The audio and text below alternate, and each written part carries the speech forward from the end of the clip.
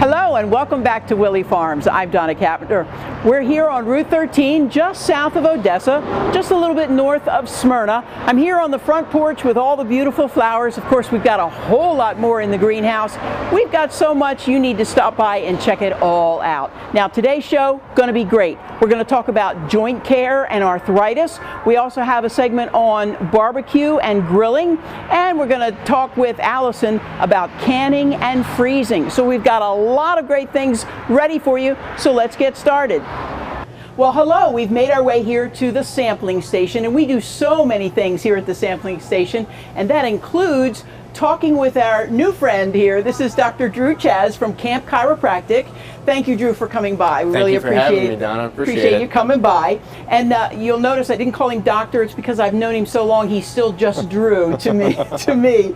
So we want to talk today about anti-inflammatories, joint care, and arthritis. So you have a lot of information about the arthritis, and you were telling me that there's over 100 different kinds? There's a lot of different types of arthritis. Primarily, we have osteoarthritis, which is one of the most common. You hear about that all the time. Absolutely. So we want to talk about a lot of the different things you offer here and what we could do to maybe help as far as joint care. Okay. Can we start maybe with the leafy greens? Everybody needs to have as many leafy greens as they possibly can. Absolutely. The more you're eating any fresh vegetables and fruits, it's going to help you as far as antioxidants. Some of the high ones are such as goji cherries and also the blueberries. I hear that blueberries are like the superfood. They are. They have a lot of antioxidants in them. So we did a little demonstration here between an apple. And what happens is everybody's heard the word antioxidants, but they don't necessarily know what it means. Right. When you cut an apple, often it'll turn brown pretty quickly. Now, a fresh apple, when it's first cut, looks normal and looks really enjoyable to eat. Right. So what I tried to demonstrate here is as the oxygen approaches the apple, it's going to change the color. And that's what an antioxidant is going to reverse in your body. It's going to not allow your body to break down as quickly. Okay. So it helps with joint health and it helps with the membrane of those joints. And that's what people put the lemon juice on the apple. Yep, or to preserve it a little bit more. And that's the vitamin C and vitamin E that you get from that. Okay. All right.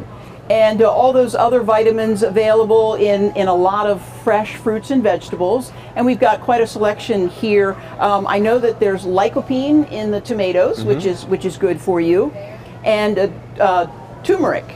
Turmeric is really great. You can find between roots, herbs, and you can see that you have ginger here and some turmeric in dark chocolate. You can find a lot of benefits, again, from that antioxidant. From the antioxidants, yeah. Okay. Yeah, we've got, this is ginger. And you can put fresh grated ginger into your recipes, and then this is the turmeric right here. And we have that here. We also have a lot of other things, other supplements, and wanted to show you some of we have turmeric, speaking of it. We have turmeric tea. Absolutely. Yeah, we have a wall of tea, and you would be surprised at so much tea on there. And we've got the turmeric, and cinnamon is good for you. Absolutely. And also, if you look a little further, you have the chondroitins and the omegas, and they're really important too. Now, I would always tell anybody who's going to take any supplements to always ask their healthcare provider any suggestions beforehand. Sure. But again, chondroitins, they were going to help with synovial fluid within the joints, and some joints it's going to definitely benefit breakdown over time. This does have a derivative of shellfish, so you have to be careful with that. Oh, okay. And that's why you want to consult your healthcare provider. Okay, and I have taken glucosamine, and it did help because I have terrible knees. I inherited terrible knees from my mother, so so that's how that goes. You hear a lot about the tart cherry juice. Absolutely. Again, same thing. The antioxidants end up becoming vital not only to joint survival, but also enhancing any degeneration through cells. Okay. So you can get a lot from there. Even extra the olive oil, some nuts, flaxseed, are also great. And the oatmeal. Absolutely. Oatmeal, good for your cholesterol too, right? Yep. Yeah. Okay, so there's a lot of things that you can look at to take care of your joint care. And of course, Drew, you promote the health of chiropractic care. Absolutely. There's a lot of components. I mean, nutrition is a big part of it, but we worry about joint mobility and also having a clear mind. So coming to Willey's is a great opportunity not only to walk around and get all these essential fruits and vegetables, and, but you can also, planting a garden is going to be helpful as far as mobility. Sure. We at our office focus on spinal hygiene, and we think it's important to include good nutrition as well as good exercise. Okay, because weight becomes a big component in this. Oh, right. So the healthier we're eating, we're not putting a lot of stress on our joints, so that becomes vitally important as well. Do I understand it that for every 10 pounds of weight, it's like 100 pounds of pressure on your knees and joints? I mean, I don't know, don't quote me on that, but I know that it's really bad. I mean, you need to, and I know I need to do it too. You need to keep your weight down so that you don't have that pressure on your joints, and it just makes it worse. And ergonomic and posture becomes a key point to that as well, and that's why people now have a lot of sedentary lifestyles, so we want to keep them moving. Keep them moving. All right, so you heard him. Keep moving, eat your greens, try to some of these other things that might help you out, and keeping your lifestyle very full and doing whatever you want, whenever you want, for as long as you can. Because that's what it's all about. Drew, thank you very much. Thanks Dr. Drew Chaz from Camp Chiropractic. Thank you. Thank you. Well, now we've learned all about how to keep our joints healthy and what we should eat. Now we're going to talk about all the fun things and the good things we like to eat at a picnic and barbecuing and grilling. And I have with me Gavin Willey. It's great to be here. We were talking to Gavin about what your title was. Right. And basically his title is he's a Willey grandson. And he does a little bit of everything around the market. So thank you for being with me today, Gavin. I appreciate it. I'm glad to be here. Thank you for having me. We're going to talk about grilling, as I said. Now, there is a difference between barbecue and grilling.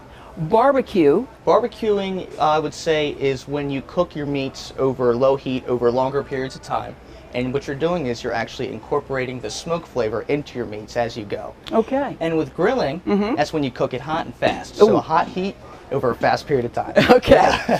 All right. So you need a grill, and of course there's charcoal and there's gas.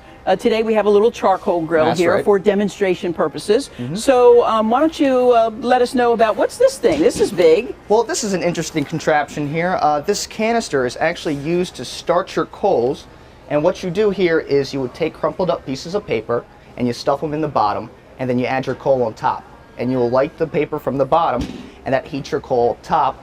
And you pretty much, you'll have it burn for a bit, and you'll see the white ash start to form and the coals start to get red hot. And then that's when you know it's ready to go. And that's a whole lot better than throwing the coals in the... I think it makes it a lot easier. Oh my gosh, yeah. So then the coals are nice and hot, and you take the lid off of your grill. And you'll take the grate off Take the grate off. And you just go ahead. I'll hold the grate. Okay.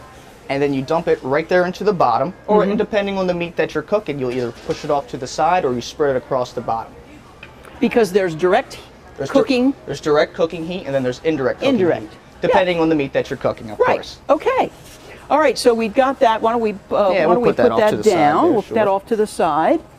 Then you have to do what next? Well, after that, you're going to want to let your grate and your grill cook up a little bit. You want to preheat it for about 20 minutes to help heat the grate there. And that's going to help loosen up some of the debris from your previous cooking time. And what you do is you'll take your brush here, and you're going to take it and you're going to scrape the grate to get some of that debris off so you have a nice clean cooking surface. And after you finish that, what you want to do is you want to take a paper towel, coat it in some olive oil, and then take your tongs and then cover the grate. And what this does is that creates a surface for your meat so it doesn't stick to it as you're flipping it and as you're cooking it. Right, so you fold up the paper towel and hold it in the tongs. Makes it a little bit safer. Yeah. Okay, that's a good idea. So that that your meat or whatever you're putting on there doesn't stick, but it gets that nice sear. Yes, of course. Okay, all right. We've got a whole lot of different utensils here. Of course, we've got the burger flipper here. Spatula there. And we've got these. Now, this a lot of people will like turn your steak with it and that Right. sort of thing. But you have to be careful when you have one of these piercing tools that when you pierce the, like a hot dog or the meat, That's right. the juices run out and you want to keep the juices in. You want to be careful about that. Yes, you want to be careful. So you might want to just use this to get your meat off the platter, put it on, and then put it away, Yeah. and not use that piercing tool anymore. And also, Gavin and I were doing research on this because we wanted to We wanted to get our facts straight. That's and right. Give you the right tips and tricks. Yeah, and so they also said that you should use different tongs for your raw meat and your cooked meat. So if you're using tongs to put that meat on the grill, then you put it on there and then put those away, and then when you're turning it, use another set of tongs. Absolutely. It Yeah. helps to prevent cross-contamination. Cross-contamination, we got to be safe. That's right. All right, and here at Willey Farms we have all the ingredients Yes. that you need. Everything from the barbecue, the wood that you put in, to the meats. We've got steak, we've got fish here, it's lovely. We've got the chicken, and of course all of the condiments as well.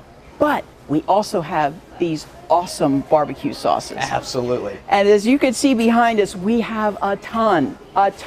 So you can do barbecue sauces or you can do rubs too. A lot of times you use a rub and that will make a less, an inexpensive cut of meat that will make it taste that much better if you Absolutely. use a rub. So let's just take a look at the different sauces that we have. As you can see, we have a lot of different types. We've got this one. This is very popular. It's an award-winning sauce there, It's actually. an award-winning sauce there. Yep. So we've got this, and the different flavors there are tomato-based, and there's also the mustard-based that we have, and this is just one of many that we have. We have, where is the local one? This is made locally. Oh, is so that we've right? got, yes, so we've got local barbecue sauces and many more local barbecue sauces available here too. We also have the rubs. We talked about the rubs. Depending upon your Whatever taste you're looking for. what your taste is for, you've got lots of different rubs. Now, see, this one is a curry powder seasoning here. You've got red curry Red curry there. there. You've got Thai curry, different rubs. This is a Habanero rub. Habanero That's rub. a favorite for my chicken there. Okay, Yes, if you like that's it good. hot, you might want to use that. We've got some others here. Let's see what we got. All-purpose seasoning there. All-purpose seasoning there. Different things like that. Jamaica Island jerk spice. How about Put that on there, and that'll be nice and spicy. So, depending upon what your tastes are, maybe you like it hot, maybe you like it mild. We've got everything for you.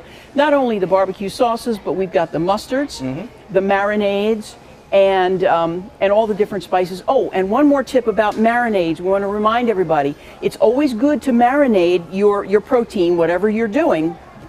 Good to marinate that because it brings all those wonderful flavors in. Absolutely. But remember, once you marinate and you take the protein, your chicken, your steak, whatever, you take that out of the bag, throw that marinade away. Now, if you have some other marinade that's just like this, that's what you can use to, after you put it on the grill, you can baste it a little bit, but do not use that marinade again because that's not good. Again, right. cross-contamination and bad things will happen. So we want to make sure that you're safe. And an interesting thing on the marinades is that it actually makes your meat healthier when you cook it. Because when you do put it on the grill, when meat is exposed to direct flames, you get this something called an HCA, and it attaches to your meat. But the marinade actually helps to alleviate that. Oh, good to So know. It's a little healthy tip there, yeah. Good to know. See what you learn when you watch us here at Willey Farms. about Okay, that? so I think we've covered everything that we All want to right. cover. All right, Gavin, thank you very much. you very much. For helping me out. Now you know all about barbecuing and grilling and all the sauces that we have here at Willey Farms. All right. Well, now we've learned all about barbecuing, but what's a barbecue without pickles? So we've made our way here to the sampling station, and I'm here with Allison, who is the retail produce manager here at Willey Farms. Right. Thank you for being here with us, Allison. Welcome. Okay. Thanks for having me. So we're going to talk about canning, pickling, Yes, and freezing. correct. Okay. Preserving this market fruits. There you go. And like I said, what's a picnic without pickles? So let's start with the pickles. We're going to make whole pickles today. Whole pickles. Okay, so let's, where do we start with this? Well, I want to tell you that I like to put pickles in the refrigerator. I like canning in the fridge. It keeps Okay. the pickles really crisp, so that's one of my favorites. All right. So we'll start with the pickle, and we want to wash it up really good. I like to use a scrub brush. Scrub brush. Get all that dirt off. And now I prepped some already, but I want to show you that there is a little flower bud that goes on the end of the flower. Right. On the end of the cucumber. So it's the opposite of where the stem is. So you would want to cut that little piece off. See that little brown spot right there? The little brown spot. That's where the blossom is. You want to cut That's that where the off. blossom is. Okay, you cut that. And why do you cut that off? The reason why is because it produces an enzyme, icky little enzyme. Oh. And if you cut that off, it keeps the cucumber more crisp. Oh, And well, that's good to know. What I really want. Okay. Crisp cucumbers. Yes, we like crisp pickles. That's right. All right. So we wash them and we cut the little end off.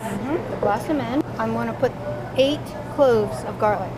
Now I have each garlic, so we get those good flavors out of the garlic. Oh, okay. Those are big garlics. Okay. Wow. And Okay. put them So you right just in put them here. right in the jar. Right Okay. there. I do. Okay. And then I'm also going to put this is the dill. It smells so good.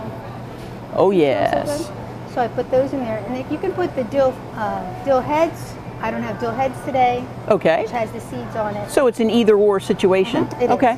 Now we also have the dill seeds, and if you like more dill in your pickles, you would add that. Okay. Now I also like to put in red pepper flakes. So I'm Okay. gonna put those in the bottom. Ooh, all right. Yep. That goes in. Right. Now the rest of the spices, I've got the pickling spices. There's 4 teaspoons of that.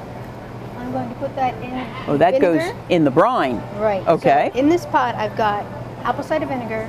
I use apple cider vinegar because it's not as strong as the white vinegar. All right. So I put that in there. Okay. And then I also put in 2.5 cups of water. So Of water. 2.5 cups of water. Okay. 2.5 cups of the cider vinegar. And that's what's in there. That's what's in there. Okay. So then I added the pickling spice. Pickling spices. Then I've got the 2 tablespoons of pickling salt. And that is down over there. Yeah, we have all of the pickling spices and all the ingredients that you need for this sort of thing Right. here at Willey Farms. And I've got 3 teaspoons of sugar. Oh, okay. And I've got that in this little pot, and I do not have a trusty spoon, so I'm going to stir it with my trusty knife. Whatever works. That's right. Whatever works. Okay, so how long does that sit and simmer? So that is going to simmer for 10 minutes. 10 minutes, okay.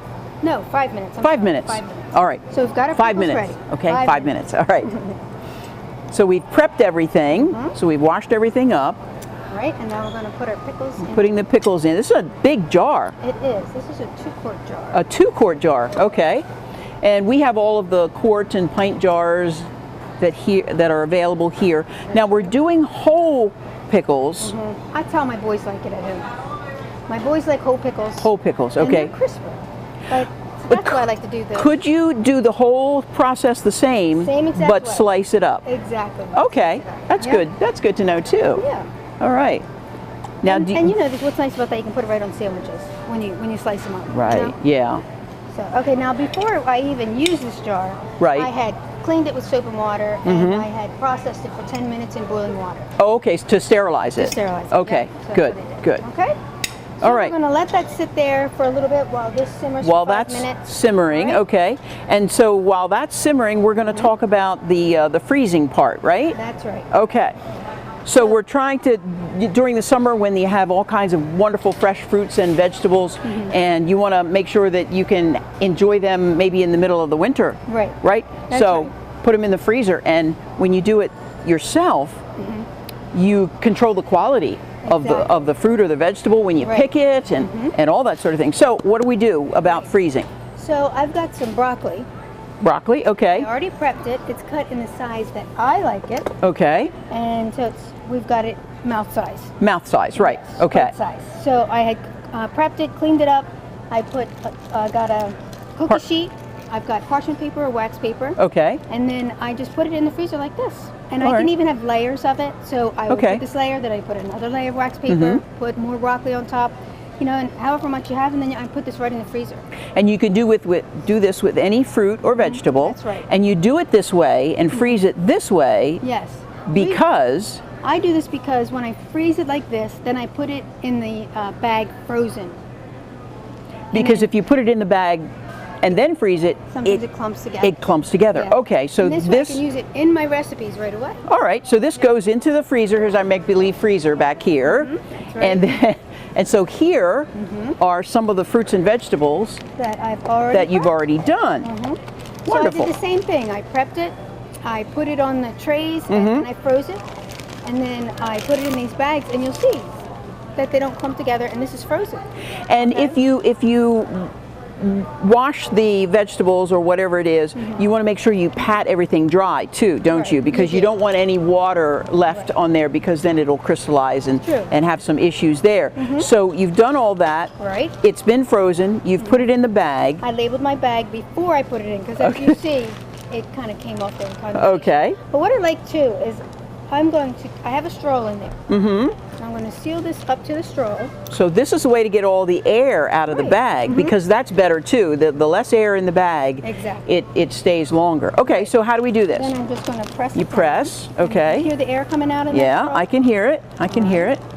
Now I seal it right up to that straw. I pull that straw out. Pull the straw out. Now that air's out of there. And if you were so inclined, you could even pull air out Yeah. in so that straw. Check it Yeah. out. Yep. Right. And Okay. If it's mine, who cares, right? That's But you know right. It's what's your nice? family. What's nice about this is it's frozen, and then when I want to use it for a recipe, I can just take what I need out. Right, because you're not going to need all of that. Right. And You it's can not just sticking get it. together. Okay. And so we have some bananas. We have bananas here. We've got bananas, and we've got Same some way, strawberries. and you know strawberries. What I liked I love doing the fruit because bananas, everybody in the family likes ice cream, and I don't eat ice cream as much, so I will use bananas, and I'll have frozen bananas in the freezer. Oh, Pop it okay. in the blender, and then it makes ice cream for me. That's all it is, just bananas. That's cool. Yeah, I love that. And bananas are so good for you They too. are. And then All the right. strawberries are already cold and cleaned and not Yep. sticking together. There you go. Yeah. All right, so that's a great way to freeze your fruits and your vegetables. Exactly. All right. So we've got those back there, and now are we ready to put our brine I think in the so. We in are the pickle ready. jar? Yes, we are. All right. All right. I guess So- I should hold on to this, Oh, you're brave. or should you hold and I'll pour? I'll hold. Okay. You'll hold and Yeah, you'll that pour way I too. won't pour- Yeah. All right. This way I won't burn you. All right. Woo! There we go. Nobody ever said it wasn't messy, okay? That's right. It's effective, but it might be a little messy. All right, you watch, okay? And you want to get all the spices in there All as the you can? goodness in there, yeah. All the goodness in there, okay? Again, where's that trusty spoon? Yes. There we go. All right. Now, it would have been a good idea if I had a little bit more of the brine, and I can add more to it later. You know. Can you just add some more here? Well, it's not hot. but- Okay. Yeah, so So you don't I want to would do heat that. that up again. Okay. real quick. Gotcha. Yep. So then Now, do you need to submerge them, or they're down as far as they can get, and you might want to Yeah. try and add some more? Yeah, I would want to add some more. Add some more liquid to it. And you know why there was not quite enough brine is because if I pack these pickles really tight, that'll take up more room. Okay, gotcha. And then I would have had enough brine. Okay. So that's why. All right. So if I pack the pickles just a little bit tighter. All right. So So- we've got the cucumbers in there. Cucumbers are in there, and you know what else? You would fill the brine up about a quarter from the top of the jar. Okay. So we've got the brine and the pickles in there. Mm-hmm. Then you close that tight. And you know, I had this one suggestion from someone, and I thought it worked really well, that you can turn the pot over, and it's going to get those pickles as well. You know. Oh, okay. All right. So like part way through the process, you can turn it over. Right. Now, how long do you let them soak and? Well, you want to get Marinate. this to room temperature before you put it in the fridge. Okay. So this is going to room temperature. Then Room you put it temperature. into the fridge, and then you don't want to eat these pickles for about 3 weeks. Oh, 3 weeks. And that's Okay. when it's going to be its goodness. It's going to taste All like that dill wonderful pickles. goodness. Yes. Okay. Yep. And then these will keep in the fridge for a year, 12 to 15 months. Wow. Mm-hmm. That's awesome. Well, I guess with the vinegar and everything, yes, it would. Right. Okay. And I had prepared these have been in my fridge, and then I've got pickled jalapenos. Jalapenos. Yeah, and now, they're for the fridge would as you well. use the same brine to do jalapenos? The only thing I had to do with those is put the apple cider vinegar and the water and the garlic. I did not add the pickling spices in there. Oh, There's okay. so much flavor in the jalapenos already, so I didn't. Okay. So you could, but I didn't. Okay, all right. And I know that here at Willey Farms we have a recipe rack and we have a number of different recipes, and I know that we have a couple refrigerator pickle recipes, Yes, right. and we'll have your recipe Yes. available too. Right. So when you watch this and you say, I want to give that a try, will you come on over and we'll have that for you. Right, that's right. Wanted to remind everybody that we do have the jars. We've got the pectin, which is what you use when you're doing jams and jellies and things like that. Right. And we've got the jars here, and of course this is a lovely kit that has all of the utensils, utensils to grab the jars, Oh, it's great. and the funnel to Right. get the brine in, so that works really well there. And you were telling me about these bags. These are pretty cool bags. They are. And how do we use these bags in particular? Let me move this over here These so are we can great get a good bags. look. Now, you're not going to use these bags for the freezer. You're going to use them No. for the fridge Okay. because there are little vent holes inside How this bag. about that? So what's nice about these is you're going to put your produce in there, and inside this box it gives you tips on different kinds of produce. So Okay. let's say you're going to have lettuce, and it'll tell you whether you should store that lettuce washed or unwashed. Oh, all And right. then also you're going to put these are absorbent pads. So you put these, if I had lettuce, I would wrap this around the lettuce, and then I would put it in the bag. In the bag. Lettuce in the bag, right. So this would absorb any moisture. So, and some of the recipes, or some of the tips are that you would make this wet or damp Oh, before you okay. put it in there. So lettuce, you would make it damp. Okay. So, and one thing that happens is the fresh refrigerated air would go into the bag, and then the ethylene, I think it's what it's called, the ethylene would then come out of the bag, which that's what fruit, vegetables, plants, they produce ethylene. Okay. And that makes it ripen quicker.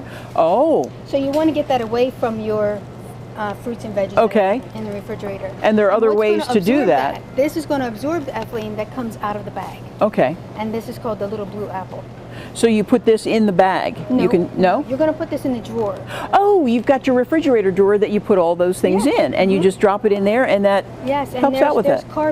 little carbon bags that you put inside these. And we have the replacements here, and we sell the Okay. little blue apple here too. Great, great. So that soaks up those gases that come out Right, that we don't So need. it's going to keep your produce a week longer than what it normally would have been kept in the fridge. That's awesome. Yeah, so Very if you good. put money into your food, you want to keep it. Sure. Right? So Sure. don't throw it away. Now we also here at Willey Farms we have the canning books, the different things, home canning. There's a guide and all the recipes there. We even have canning the Amish way, Right. and the Lots blue of good book guide to preserving. So if you do like to do jams and jellies and things, then you can get that there. Right? All right, I think we have covered everything. I think so too. Thank you so much. I get to Thank take you. these pickles home with me, right? They're yours, but don't take this one. This one's mine. All right, there you go. How to do you. pickling. Thank you, Allison. Thank you so much, Donna. I appreciate it. Thank you, everybody. Well, I have to say that was a pretty jam-packed show, that's for sure. I wanted to say goodbye to you here next to the oysters and the crab meat. Yes, did you know that we have that? We do. Wonderful Chesapeake Bay oysters, and we've got in-season crab meat when we can get that. So you can stop by and check that out. We even have an oyster stew recipe for you right here and ready to go. So check those out next time you come. We're here at Willey Farms on Route 13, just south of Odessa, just north of Smyrna. You can find us online at willeyfarmsde.com. You can find out all the things that are going on there. And of course, we're on Facebook, we're on Instagram, and we're on Twitter. So please check us out, like us, do all those sorts of things because we love to hear from you. We'd love to have you stop by. Regular business hours are 8 a.m. to 7 p.m. each and every day. We appreciate all the folks that came by today, Allison and Gavin and Dr. Drew Chaz from Camp Chiropractic. Do appreciate their efforts today. Hope you enjoyed the show. You have a great day. I'm Donna Cavender here at Willey Farms.